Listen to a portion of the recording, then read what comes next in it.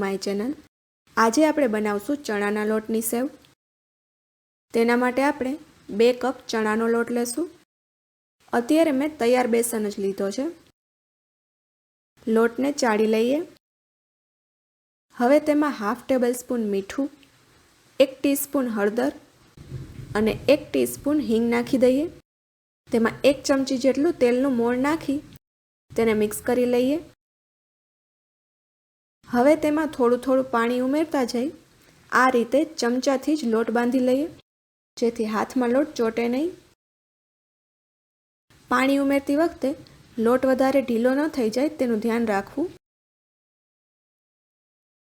હવે લગભગ અડધા કપ જેટલું પાણી ઉમેરી લોટ બાંધી લીધો છે।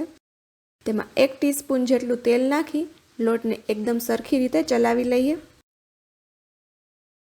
હવે આપણે સેવ બનાવવા માટે ચકરી અને સંચામાં અંદરની બાજુ સરખી રીતે તેલ લગાવી દેશું, જેથી તેમાં લોટ ઓછો ચોટે। હવે તેમાં લોટ ભરી મશીનને બંધ કરી દઈએ। એક કડાઈ લઈ તેમાં તેલ ગરમ થવા મૂકી દેશું। તેલ ગરમ થઈ જાય એટલે ગેસની ફ્લેમ મીડિયમ કરી તેમાં આ રીતે સંચાથી સેવ પાડી લઈએ। તેને મીડિયમ ફ્લેમ પર 8 થી 10 સેકન્ડ થવા દેશું। આ રીતે બબલ્સ થતાં ઓછા થઈ જાય એટલે તેને પલટાવી બીજી સાઈડ થવા દેશું।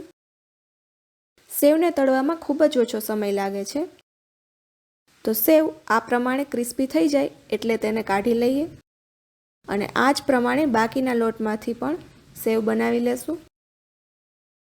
ઘરે સેવ બનાવવામાં ખૂબ જ ઓછો સમય લાગે છે અને તેની રેસીપી પણ એકદમ ઇઝી છે। સેવ હવે બની ગઈ છે।